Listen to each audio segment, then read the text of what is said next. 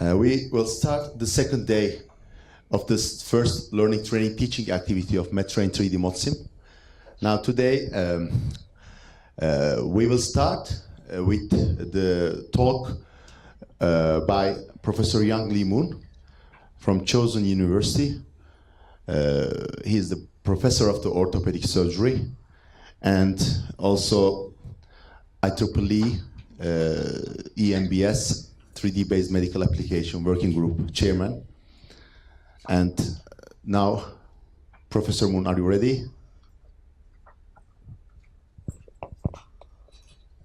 His topic is MedTrain 3D ModSim lecture, 3D simulation-based medical training, virtual reality and augmented reality. Thank you, Dr. Yuri.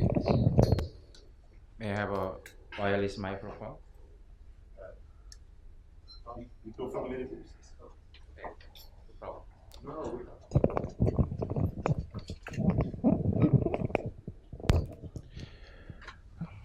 Thank you, ladies and gentlemen. I remember the time, 2016, February 18th, I met Dr. Yuri first time, face to face. Just before the February 18, there was bombing at the airbase of Ankara. And I was staying in Istanbul. And my hospital director phoned to me, please back to Korea. Ankara is most dangerous place now. So please go back from Istanbul to Korea. But my answer, promise is promise. Second, after the bombing, Ankara is the most safe place in the world because every there's policeman is covering every Ankara. So I trust the security of Ankara. So I'll go to Ankara and I'll keep my promise. Then after that, our friendship and brotherhood is going further. And from now on, you can do lots of activity together with Italy, and Greece, and the Czech, and Medtronics. So it is not the end. Yeah, it is just beginning.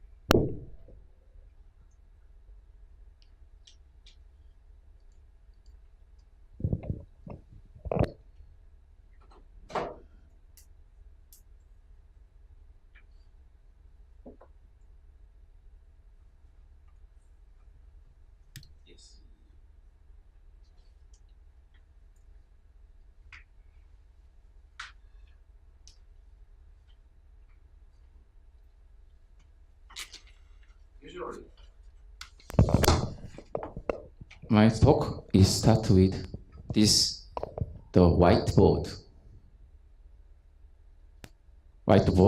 Then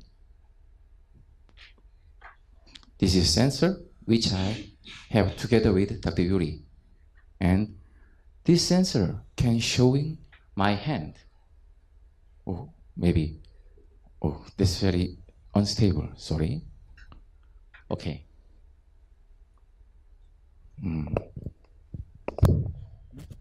Bad connection? Yes.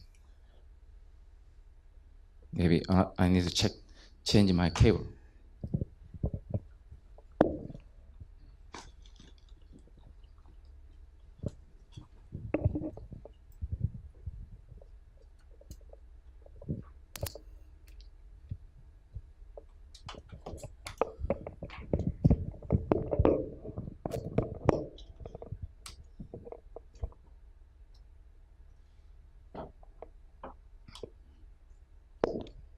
maybe it works. Oh my God. Yes. Oh my God. Then, okay. Let me try again.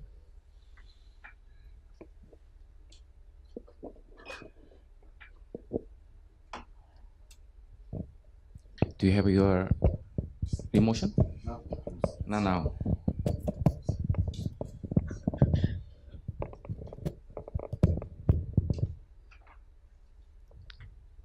Okay. Okay. Oh. Okay. Let me try another issue.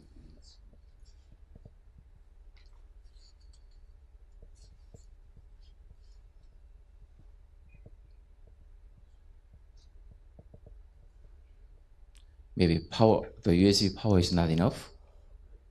So. You need block. Mhm.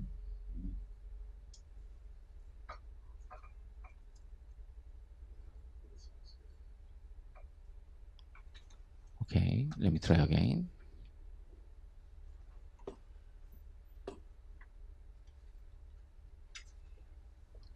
I wish it is work now. Okay. Oof. Maybe the resolution, I need to change the resolution also because the power is not so powerful enough.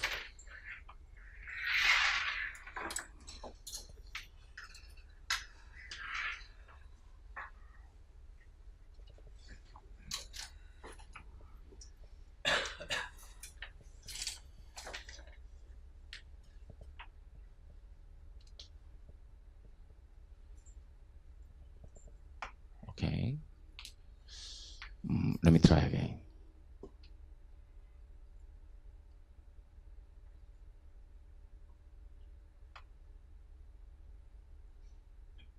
Yes. Let's see. It's a little better, but oh, sorry. I need to talk with my PowerPoint.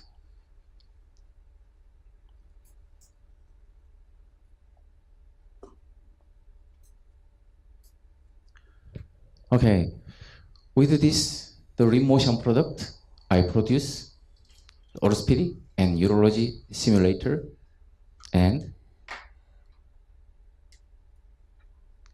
after February 18, I met Dr. Yuri and Dr. Takhtar for produce the simulating product for training student and the trainee and young doctors.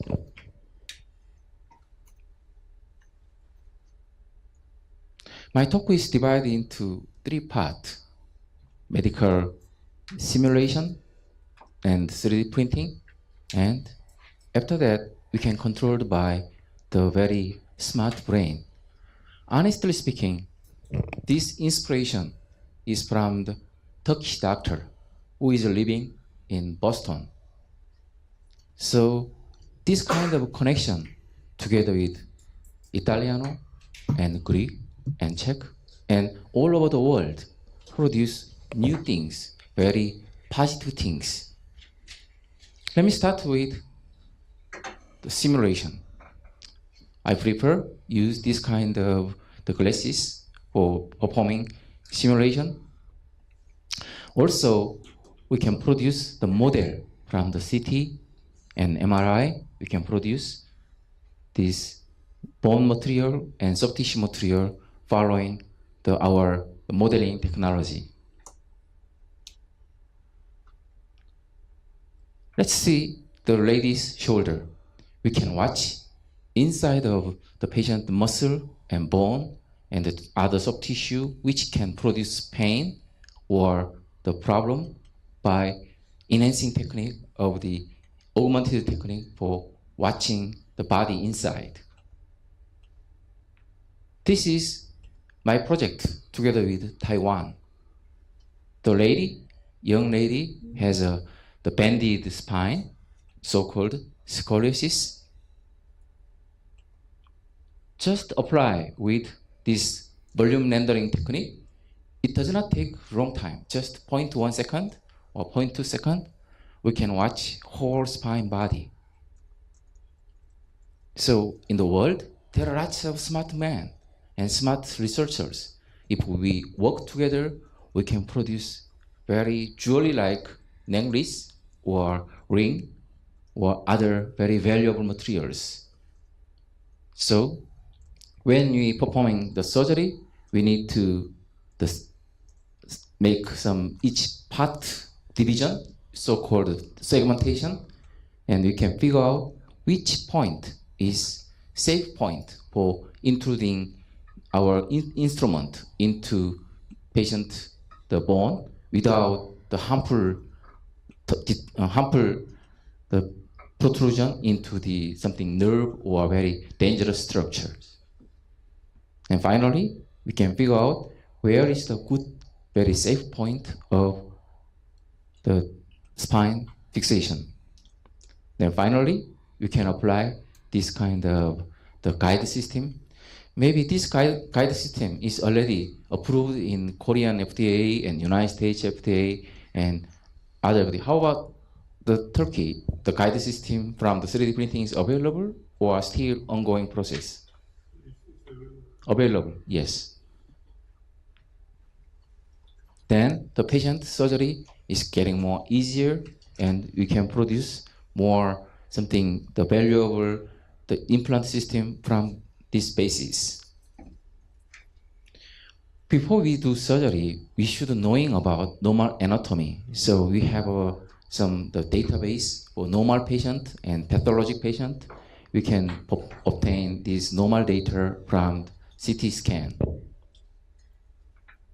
This is 16-year-old boy with bone tumor, but the other doctor, they gave up because of just nearby, there are very dangerous, the nerve and artery is just nearby.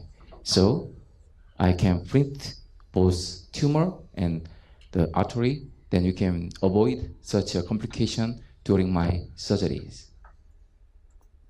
Before the surgery, the young doctor is very confused. Where need to cut and where need to preserve. So we can figure out the point of the resection and point of preserve, and preoperative planning is major part of market these days.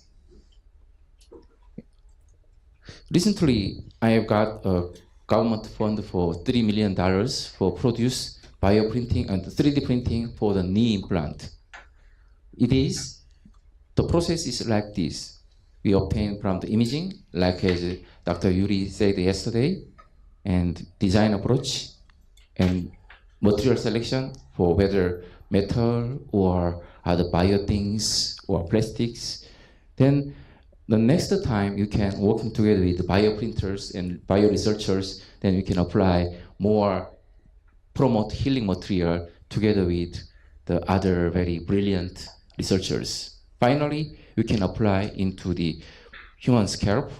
Also, we can apply into our knee joint. In China, they already applied this implant system for the tumor cases. Now, my final topic is brain control.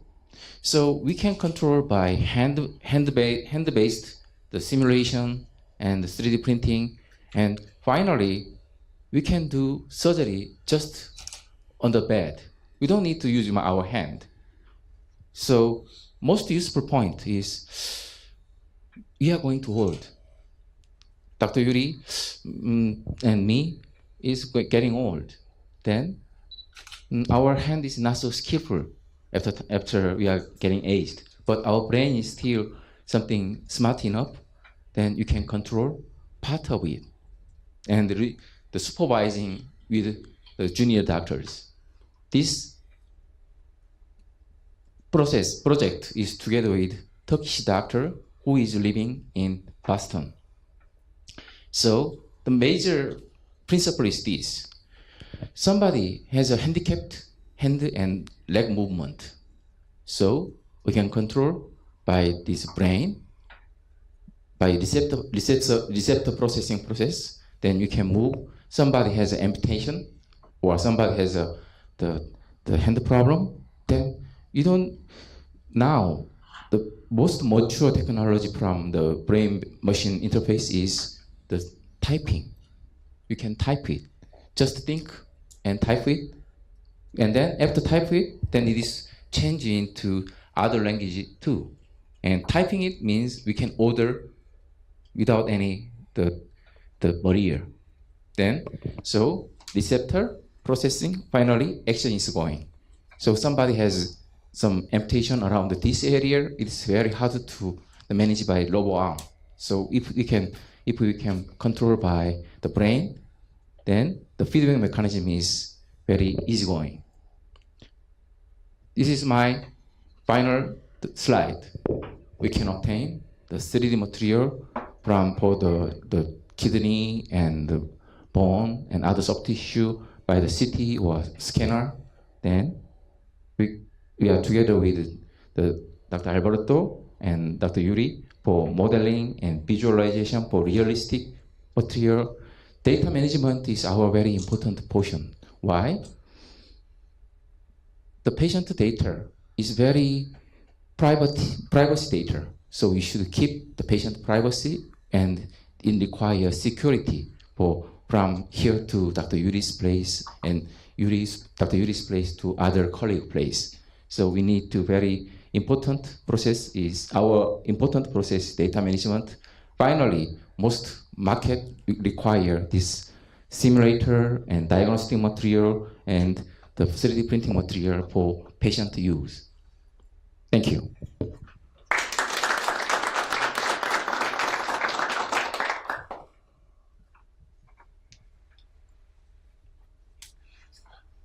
Question, comments?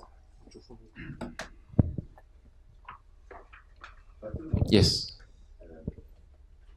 I think this is my first time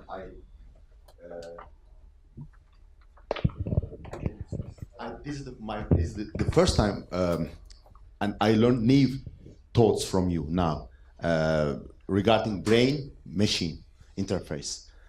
So it means that I think the 3D printing, 3D simulation, I just wonder, there will be an end, or we are going to forward?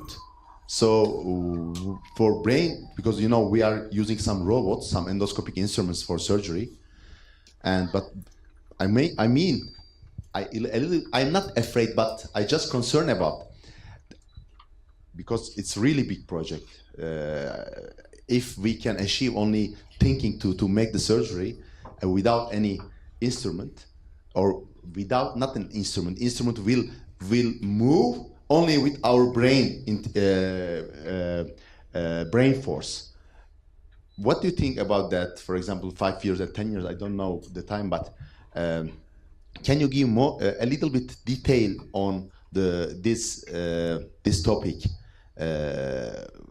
To only the thoughts will be enough to making surgery, maybe the next years. Yes, that's very, very, very important question. You are right. The surgical process is very something serious procedure for the patient and for the doctors too. So the very most safe point is voice control first. So we can do very simple procedure such as patient touching and wearing the cloth. That's this technology for patient the present. In a soon future, and it does not take more than 5 years or 10 years. Within 3 years, we can do very minor procedure, at least something the range of motion process with robo arm or other something we have protocol. So this medical use, in the basic medical use by this brain machine interface is just a nearby future, very near future, within 3 years. So you should prepare. So I like challenging project rather than mature project. It is already going to stand out together with the Boston, Turkish doctor in Boston. So there are lots of brilliant guy from the Italian, Alberto Pascucci. Yes, he's the student is living in the Utah University, right? The Valerio Pascucci. Yes, and the doctor from the Turkey, he's living in Boston. He's very valuable the researcher, and he's going to working together with me. Then maybe you can meet him in the Hawaii. Yes. So, and our future is very fluent if we are think of a little more something the positive way together with smart guys. That's the beginning of yes our the preparation. Prepare. Please. Cem Kabaka from Hacettepe University. I want to ask a question about the last topic, brain surgery, brain-forced surgery. When we consider today's... Look at that. Let me. Okay. Now it is work. Oh. Yes. Yes. Yes. Yes. And this is my hand, and this is my the 3D volumed hand. So muscle and tendon, and we can the teaching the patient with this the material how to move, how to the tendon is moving and how the bone is moving. Then you can the teaching the student or the patient. My patient complaint is I am watching the patient just 30 seconds, half minute, because I need to care for the patient for short time. So I can teach the patient the condition with the material. So please, if you use your elbow or wrist, then the hand movement is getting more something fine. This is another material for the touching the patient, the belly and inside of and you can, if you use this the material, then you can listening the patient, the bowel sound following their location. So you can produce this lots of product for patient examination and for the student and procedure for the urology doctor and orthopedic doctor. So our future is unpredictable, positively unpredictable. Then you can produce very, very fruitful material together with our group. That's my promising future. And please, sorry. Thank you for your good presentation at first. And the last topic, brain-first surgery. And when we consider today's artificial intelligence levels, if they will be combined in the future with brain-first surgery and artificial intelligence, is that a risk factor for next generation surgeons? What do you think about this topic? Thank you.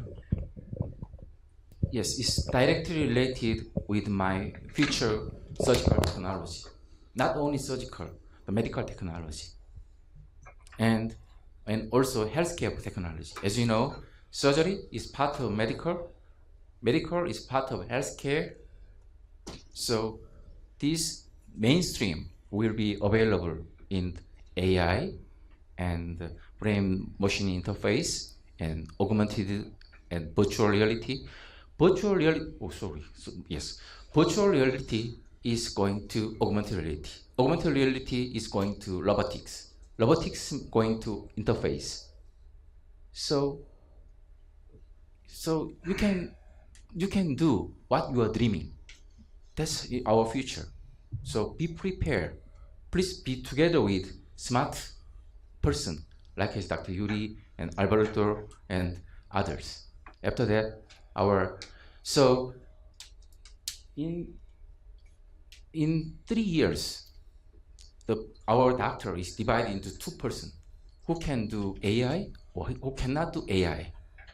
If they cannot do, this is very hard to survive. It's very discriminated from rich doctor and poor doctor. So be prepared, smart technology. Yes, at least you should know and how to use this. Yes, thank you.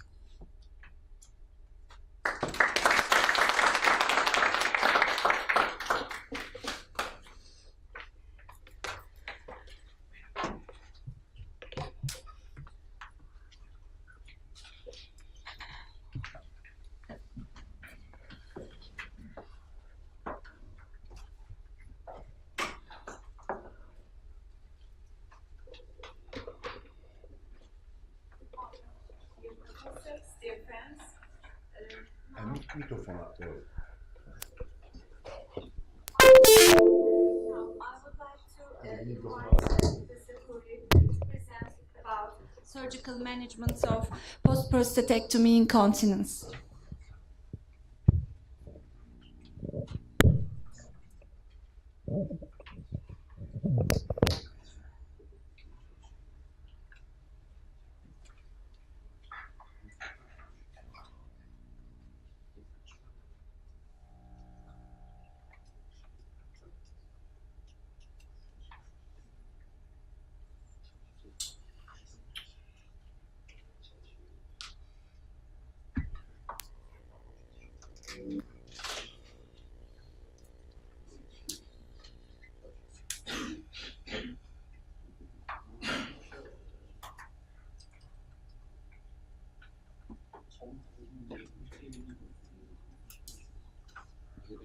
Ses ses 1 2 3 ses kontrol. Thank you.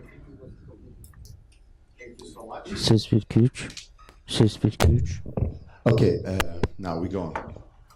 Of course, now we had a great talk by Dr. Moon, and now I will change a little bit direction into our training session for tomorrow, and now my talk will be on the surgical management of post-prostatectomy incontinence, basic approach to anatomic male sealing.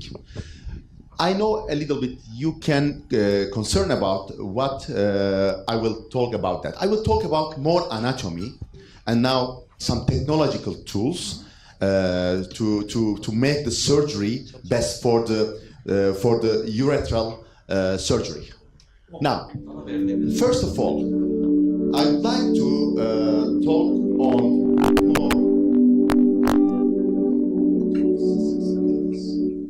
Okay, I would like to talk more on 3D male urethra.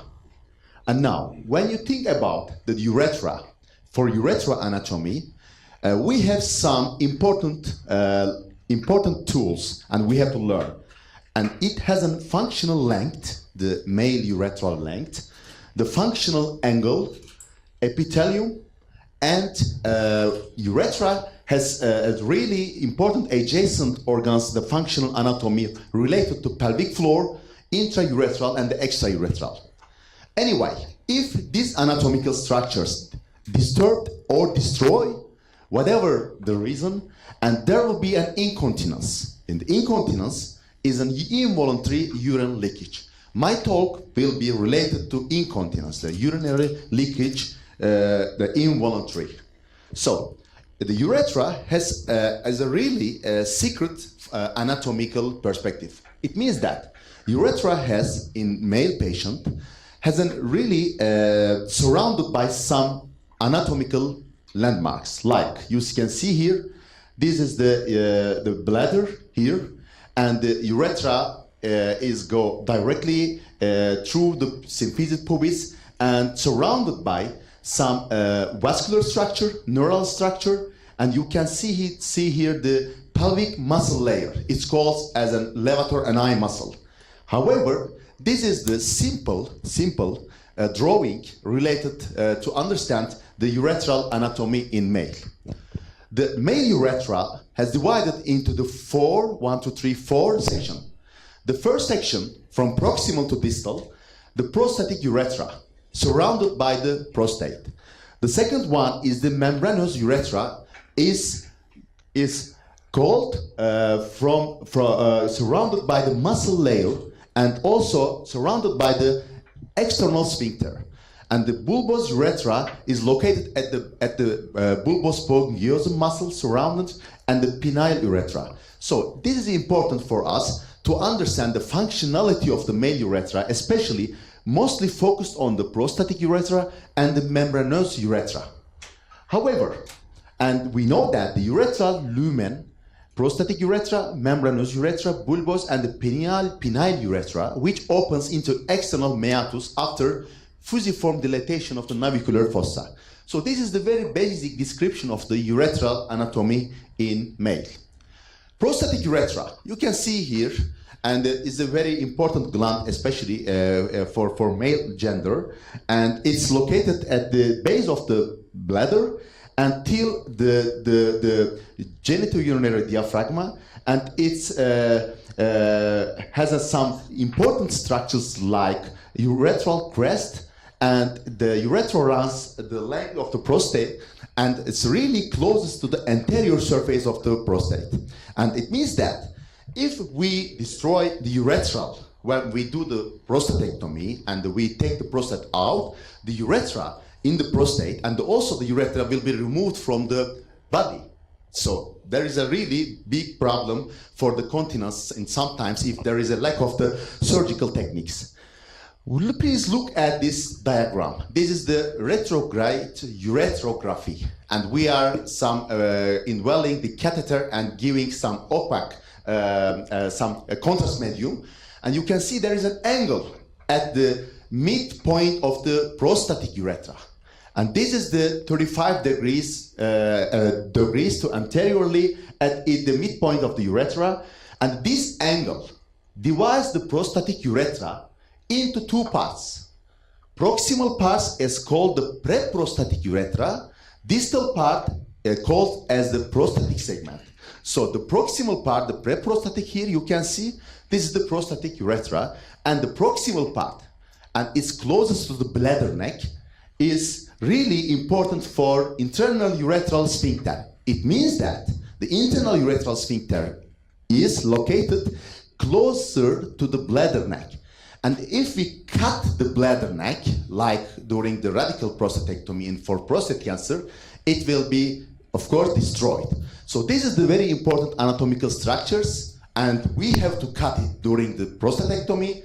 However, the distal part is more closer to the distal part, the membranous urethra, and all major glandular elements of the prostate is completely open into the prostatic urethra.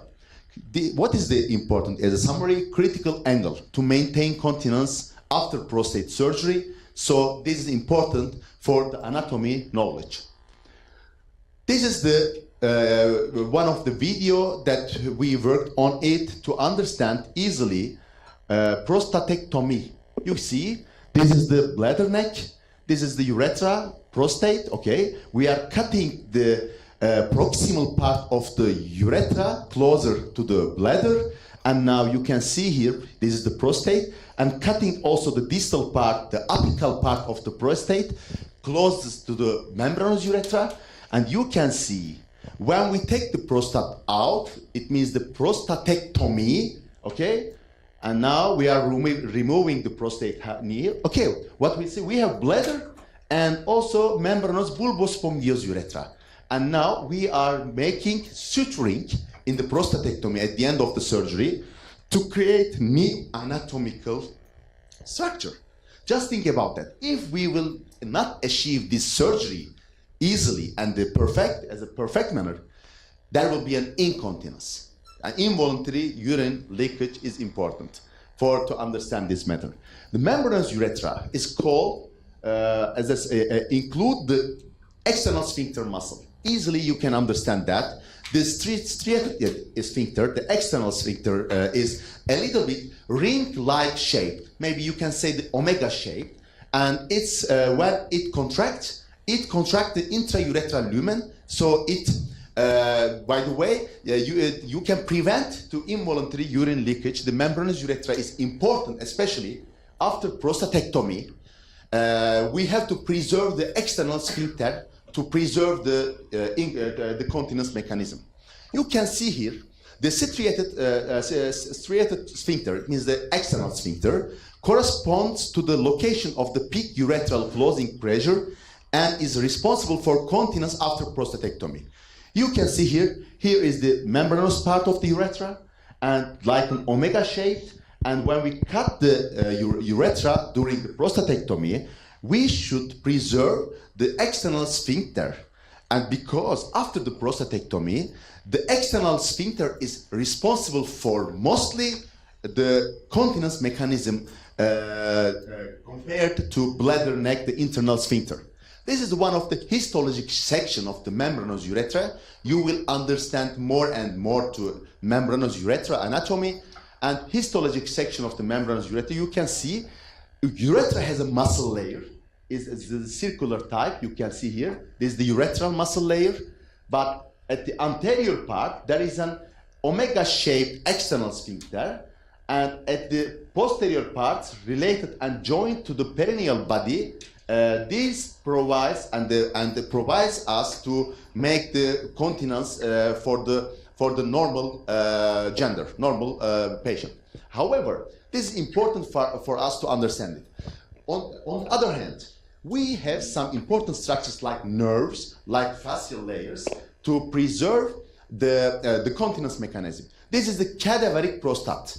And the urethra, here you can see the urethra, urethral muscle, and the innervation of the muscle of the urethra comes by cavernous nerve. And here the urethral sphincter striated muscle and prostatic muscle, and it's coming from the pudendal nerve and the sacral plexus. So it's important that we know that the cavernous nerve is not so efficient for the providing securing the continence after prostatectomy. Especially the sacral plexus, the pudendal nerve, is important for us to provide the real continence mechanism. The other two parts are the bulbar urethra and the penile urethra. However, this is one of surgical technique section. I will show some brief surgery about that. The bulbar urethra is surrounded by the bulbospongios muscle and covered by the midline fusion of the ischio-bulbocavernous muscle. So bulbar urethra is the really wide section of the urethra, and if there is an incontinence for the male patient after prostatectomy, we are narrowing the bulbar urethra, and then we are reposition the anatomical layer of the bulbar urethra like mimicking the membranous urethra to maintain the continence mechanism. If we have a problem after prostatectomy like incontinence, it's called as stress urinary incontinence for male patient. Involuntary stress urinary incontinence means that during the coughing and during the increasing the intra-abdominal pleasure, the patient has an involuntary urine leakage. And so this is, I will not give some number, this is crowded for your brain, but we know that this is important, and at least 10% of the patient goes to surgery after prostatectomy for urethral reposition. We have some reasons, incontinence, especially for BPH, benign prostate hyperplasia surgery, but it's really not too much rate, and you can see especially mostly related prostate cancer surgery after prostate cancer surgery. For that, we are using the technology to prevent the incontinence after surgery, and for the incontinence we have some anatomic factors. So you can see everything related is anatomy in surgery, urethral length, prostate size, surgical technique, and surgeon experience is important for that. You can see here, tomorrow you will do the cystoscopy. Of course, this is the real patient. If there is a damage of the sphincter, it will be open. This side is the black side is the in the bladder, and it's open, you see. But here is the close, because the patient can make a pressure to close the bladder neck. So we want the patient to create this anatomical section. And of course, the damage during the surgery, because of the sphincter, there is a result as a sphincter shortened, sphincter layers, and some mechanism disrupted. And of course, the sphincter weakened, and the urethra is corrupted, and the blood supply, nerve supply, really has a damage during and especially at the end of the surgery. Actually, probably Ilker mentioned about the pelvic surgeons. The pelvic region is, when you think about the pelvic region, there is mainly three parts we have to consider: organs, nerves, and blood supply. These are covered by the fascial layers. The fascial layers provide us to understand the surgical dissection during the surgery, especially in complex situation of the pelvic region. However, we have some solutions to treat the patient after post-prostatectomy from conservative therapy, and of course, after Dr. Moon's talk, I will add here fourth as a brain interface therapy. Maybe this will be the feature today we learned within 3 years. So it's important that for surgical options, I would like to stress the more ceilings, for the male patient. Timing for surgery, we suggest the patient to wait for at least 6 months a year. But in a year, we prefer to make surgery to decide the mild, moderate, the severity of the incontinence, especially after the surgery. But surgical repayment ratio is 10%. So the 10%, we will do the surgery after prostatectomy. Briefly, I would like to talk on the male ceilings. I mostly use the adjustable male ceiling. It means that you did the surgery, but you see after the first day, it's still having incontinence for the patient. We can adjust and maybe we can more increase the tension of the ceiling for the patient. You see here, this is the bulbomembranous urethra, and we are making the ceiling. We are putting some sponge here. Okay, this is one of the brand, and compress the bulbar urethra to provide the continence mechanism, like mimicking the sphincteric muscles. And this is the materials that we are using during the surgery, and we can prefer, and tomorrow you will see, transobturator route or retropubic route. And you can select both route. This is the transobturator route. And we use some needles during the surgery, and we are indwelling the needles from the transobturator route to here to make the ceiling surgery. And you can see also here some instruments about that, and we want to provide 45 pressure to maintain the exact anatomy, exact pressure. However, this slide shows us the obturator nerve distribution, and also in our model, 3D printed model, you can see the obturator nerve and the division of the obturator nerves. It's important for us to secure during the surgery. However, a retropubic approach can be also preferred for the male sealing procedures. But mostly I prefer the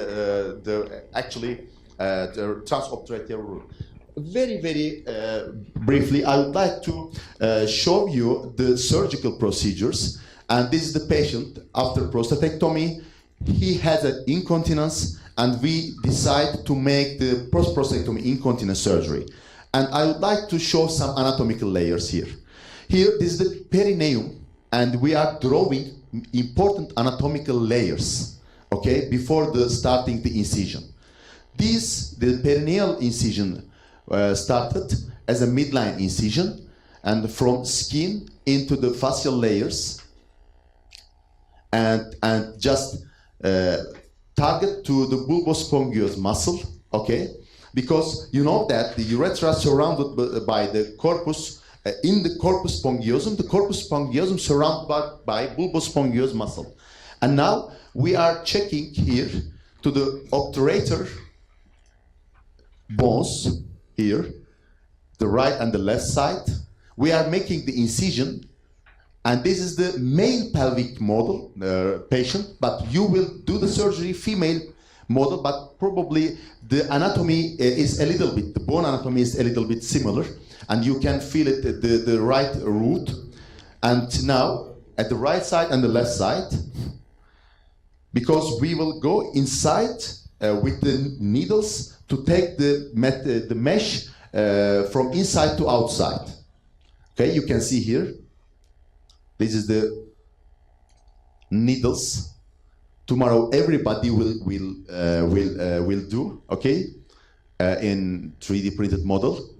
And now we will see, okay, from the outer to inner part, there is a urethra. Here is the urethra, but the bulbar urethra, And we want to put, okay, here you see here.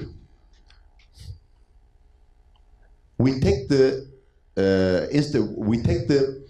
material from the inner to outer side and use the needles. I think this is a little bit blind surgery because you have to know the anatomical sections related to obturator foramen and also the urethra. And we use the head-mounted camera. I don't know, Dr. Moon, head-mounted camera, in my opinion, it can be sometimes feasible to especially for teaching procedure. You can use it as a surgeon eye technique because all movements are my movements. When I put the head camera onto my head, and so everything, especially you can feel how I feel during the surgery.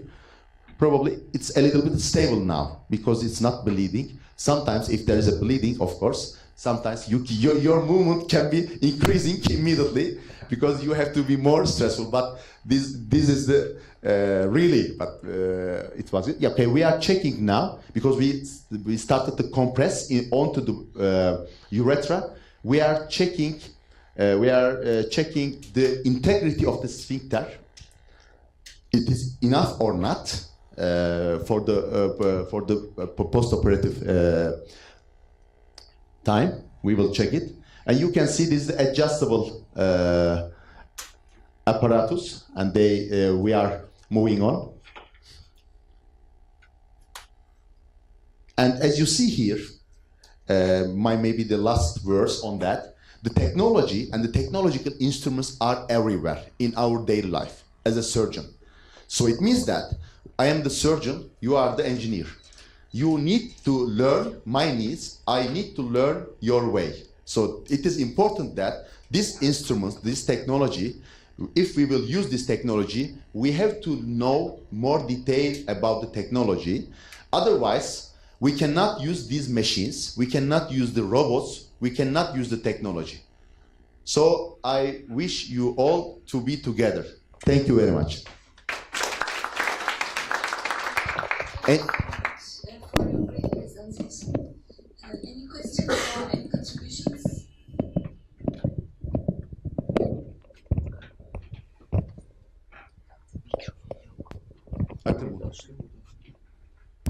Yes, thank you, Dr. Moon, Dr. Yuri, sorry. Dr. Yuri, yes, recently you utilized head-mounted camera, but now I use smartphone. Smartphone camera is clear enough. Sometimes better than the Google, something GoPro or wide-angle camera because it is clearly connected to the network and it is working together the Google something AI system. So recently, I'm utilizing this camera for obtaining the data of the patient, also sharing my data together with wireless way and network way. So that's the next option for you. Yes, that's my comment. Any other questions? May I ask something? Since there are many medical students in the ballroom now, when we consider about the learning curve of male sling surgery, how many cases must a young surgeon should apply before he can say, I am experienced in male sling? actually, I think, thank you, this is a very good question. It is not reported in the literature because I looked at the literature about the data on the surgical numbers. But in my opinion, I believe that we have some important issues more than numbers. You can do, of course, the numbers related to experience. But if you do the same technique, maybe the 4,000 surgical procedures, you cannot create differentiation from 1 to 1,000. But I believe that for the surgery, if you know the exact anatomy, the pelvic anatomy, if you had an experience on surgery mimicking on cadaveric sections. Okay, it can be, because if you use the cadaver, you can do 100 TOT procedures, for example. It will be very feasible for the students, because they are using, for example, for tomorrow, they can do maybe 20, 30 TOT procedures on 3D, and they can start maybe to do the surgery on the live patient. After this training policy, training system, 20 or 30 procedures will be enough to be, and I think very easily, because it's completely different for male compared to female patient. The anatomy, especially of the urethra, is different, and because sometimes you have to cut the bulbospongios muscle only to identify the corpus spongiosum. But for ceilings, we don't prefer to cut the bulbospongios muscle. So it's a little bit complicated compared to female patient. But after appropriate training process, 20, 30 patients will be, I think, enough to do the surgery separately from any other assistance. Thank you so much. Now, I would like to invite Dr. İlker Selçuk to present about surgical management of female stress urinary incontinence.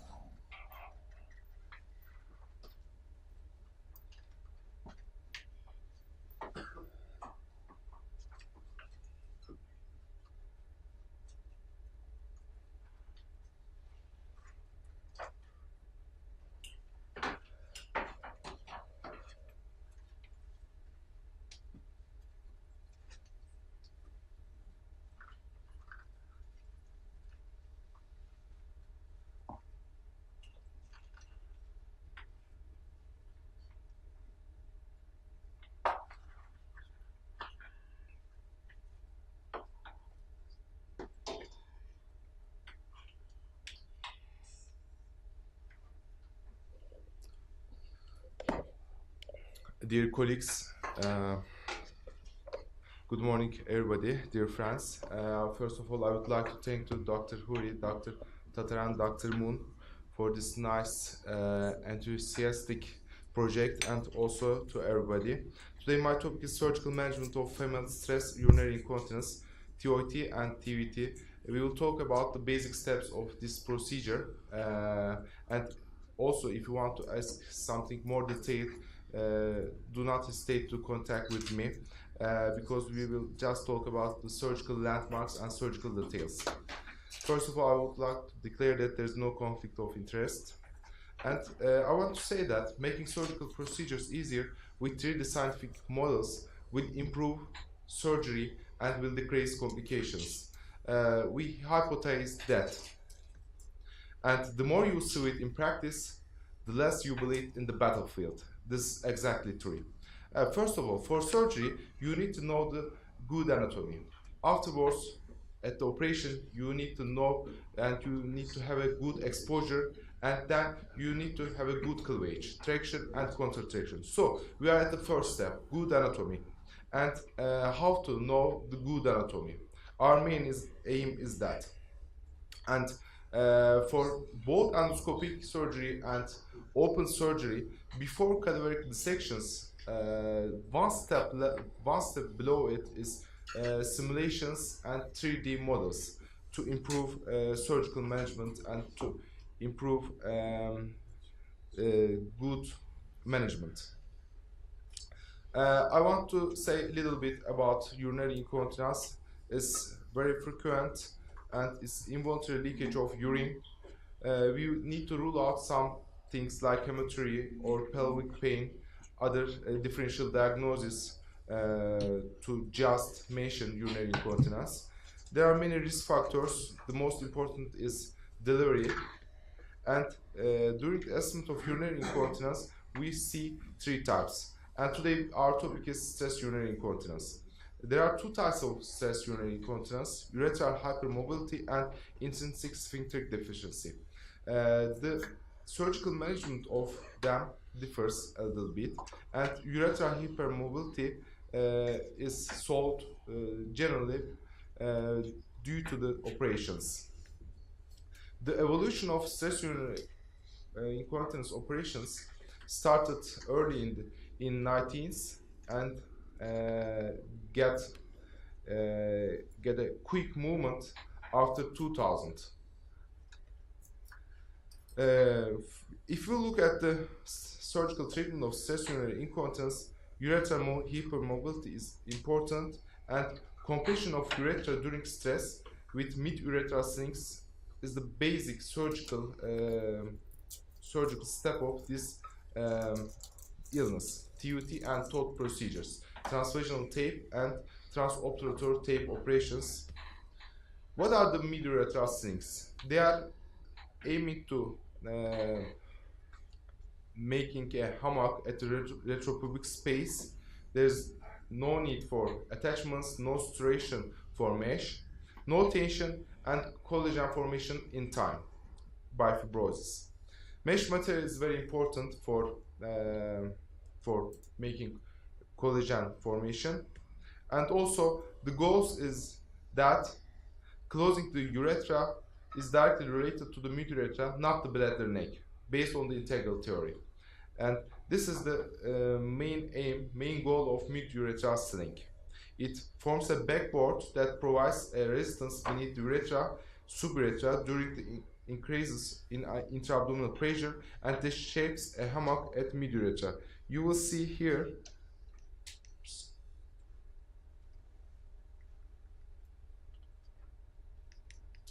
couldn't use it. I will show here. This is pubourethral ligament, and we shape, this is urethra, we shape a hammock at that place, both transvaginal tape operation or transobturator tape operation, like that. We will show that also. Yes, you will see under the urethra we will shape a hammock like transvaginal tape or transobturator tape operation. Before showing the steps of these operations, I want to show you a 3D model. There is no conflict of interest. You will use many forms of these applications. If you use this kind of applications, you will be familiar with the anatomy. For example, if you are going to apply a surgery for obturator lesion, you need to know the landmarks and you need the close related anatomical points at that space. For example, obturator nerve, we will check for that. Oops, sorry.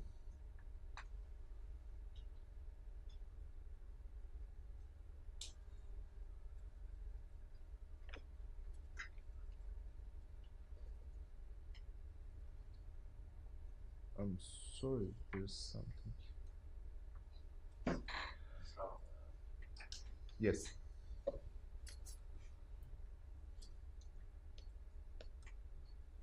Yes, for example, let's look for the obturator nerve.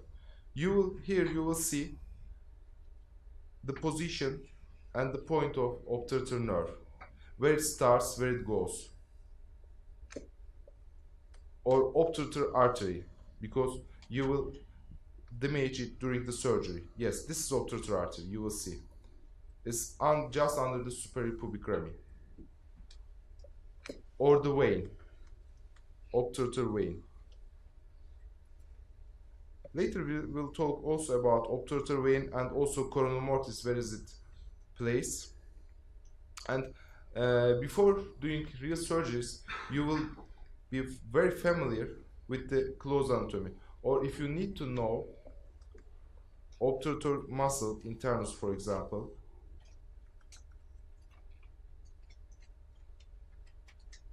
here you will see the obturator internus muscle and the probable complications about the muscle or other things here before during the surgery. And then you will open the area, you do surgery like that, and you will be very familiar and very up to date with these anatomical models. This meeting targets this point. 3D modeling is very important in the name of planning surgeries. Yes. Now, transvaginal tape operation we will talk about. Oops, sorry.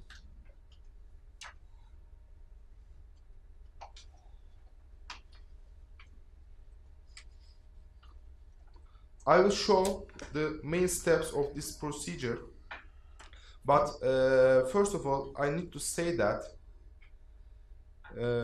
during this procedure, insert the first trocar into the tract lateral to the urethra, pass the trocar behind the pubic symphysis through the retropubic space, and exit through the abdominal incision. How is it working? Here you will know the prevesical space. This cadaveric section from our unit at Hacettepe University. This is pubic bone. This is pubourethral ligament. This is paravesical space. You will see that there is no close anatomical landmark at the retropubic space. That you will not damage that easily. But if you are not at the right cleavage, you will damage easily the bladder, the bowels, or great vessels. If you want to talk about that, you will ask this topic, the complications. This is not today's topic.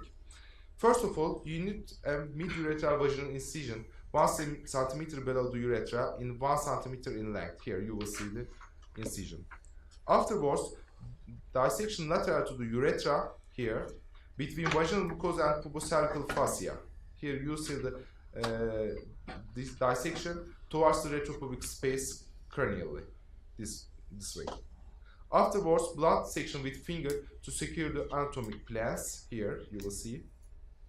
Then guiding the trocar with finger to pass behind retropubic space, pubic symphysis, just behind, and attach to the pubic symphysis at the retropubic space in order not to damage the anatomical important points like bladder. Then identify the retropubic space, and this we discussed the potential complications. These pictures are from our cadaveric dissection course with Dr. Huri and Dr. Tatar. Here you will see we open the endopelvic fascia, and just behind the pubic symphysis we go upwards and open, get out from the abdomen, get out from the pelvis.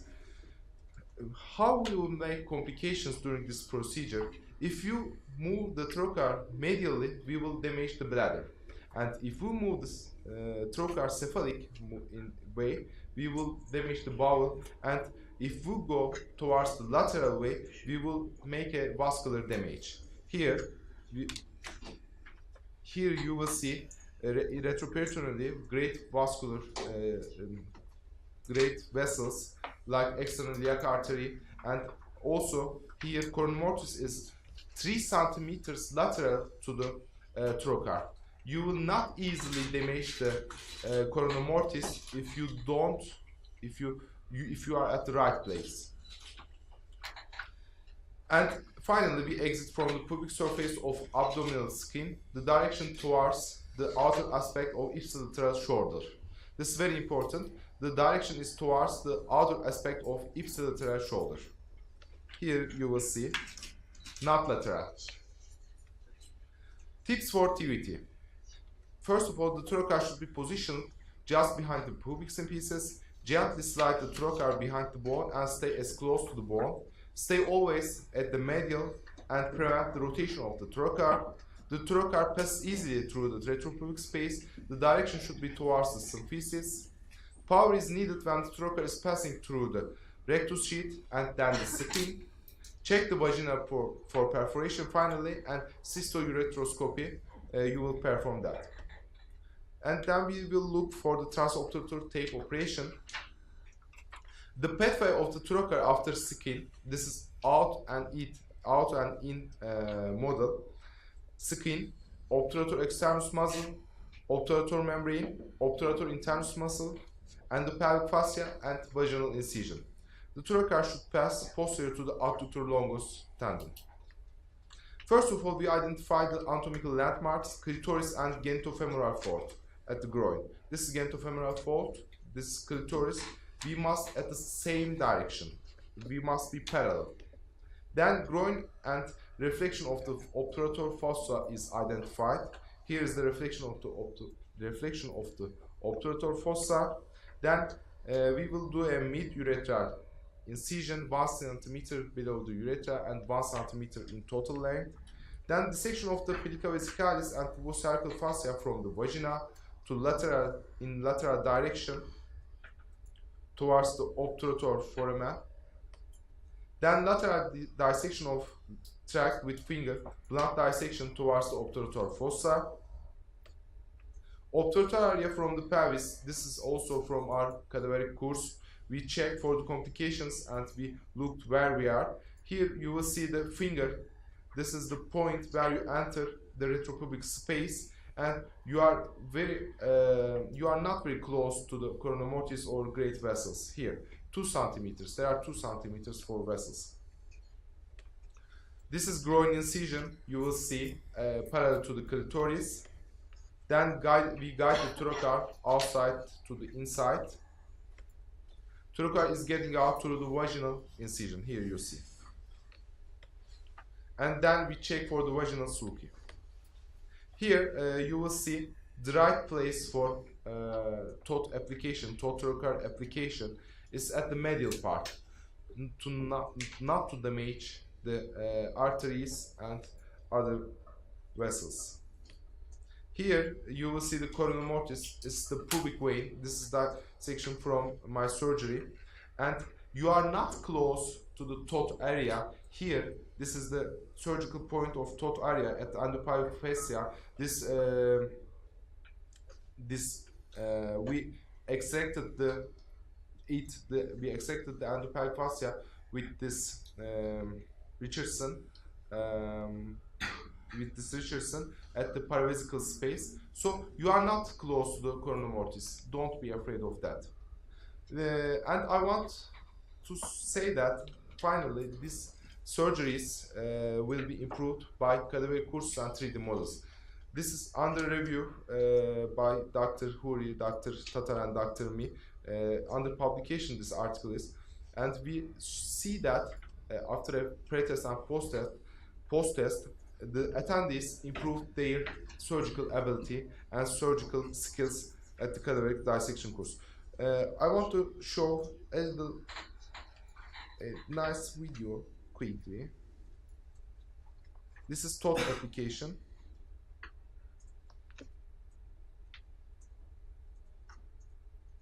This video is also recorded by mobile phone.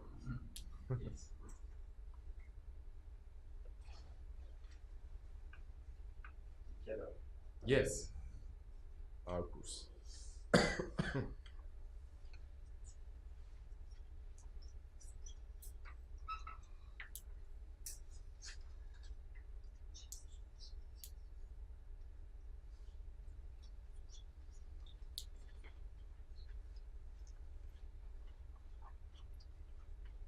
Tomorrow, our model is Yes, exactly. We are checking for the complications. This is endopelvic fascia. We dissected everywhere, so this is why it's loose. Normally, it attaches to the pubis. Groin incision here you will see, parallel to the clitoris. Then we check again. This is the vaginal mucosa at the medial part. This is pubocervical pubocervical fascia.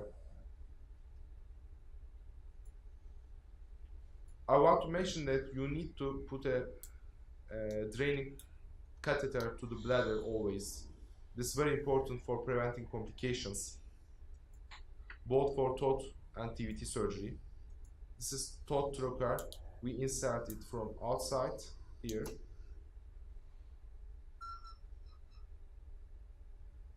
And you will look to direction. This is towards the vaginal sulci with the guidance of my finger.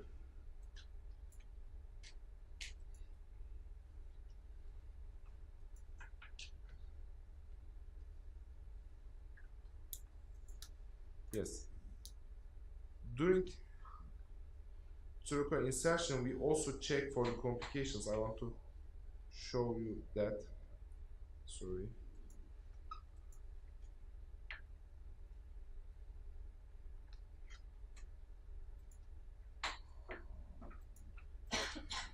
Yes. During trocar insertion, we also check for the complications from the pelvis here. You are totally at retropubic space at the endopelvic fascia here. You are not in the abdomen or anywhere else. I want to show a little video about TVT also. This is at the same course. Mid-urethral incision 1 cm in length, 1 cm below the urethra, and we dissect towards the cephalic place. Gently and nearby the urethra. Bladder catheter is very important.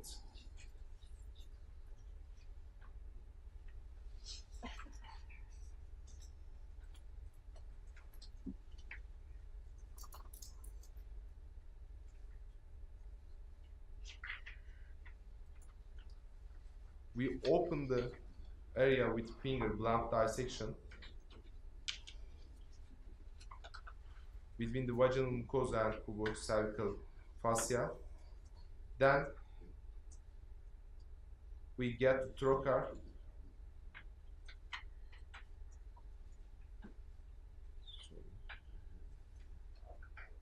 Then we get the trocar with the guidance of my finger. Here.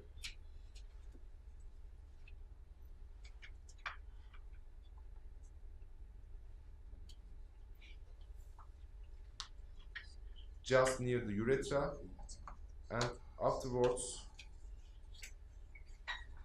I will show you the abdominal view. Here you will see it's at the retropubic space, and you will be just close to the pubic symphysis. If you go laterally or medially or directly upwards, you will make complications here. We are checking for the probable complications here. Normally, this endopelvic fascia is attached to the pubic bone.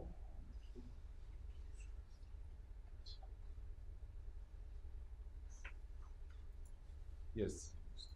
If you are out from the pubic symphysis, you will easily make complications. Yes, you will see just beneath the here pubic symphysis in order to prevent complications. Yes, this is the right position here. Yes, we all talk about the complications, and this is the right place to prevent complications. This is bladder, and it's near it. Yes, thank you. Thank you so much for your great presentation. Any questions or any contributions? May I ask something? Okay. To get the most benefit from the surgery, in your opinion, what's the recommended best age to undergo this post-prostatectomy surgery in the female?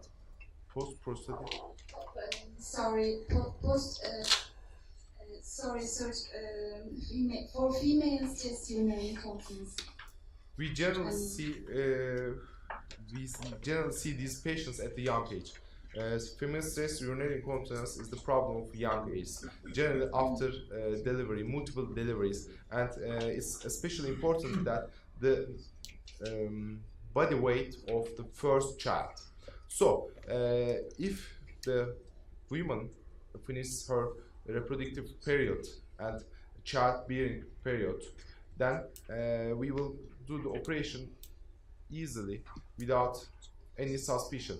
And if she has great symptoms, there is no age limitation. The trick point is that if you do the surgery, we recommend that the woman will not to get pregnant again, because just pregnancy also increases the urinary incontinence. Just pregnancy, not the delivery, just pregnancy. So if we have stress urinary incontinence surgery, we recommend the woman try not to be pregnant. But if she will be pregnant, we will do C-section. That's not an indication. That's not an indication for C-section, but to prevent secondary surgeries for stress urinary incontinence, C-section may be considered.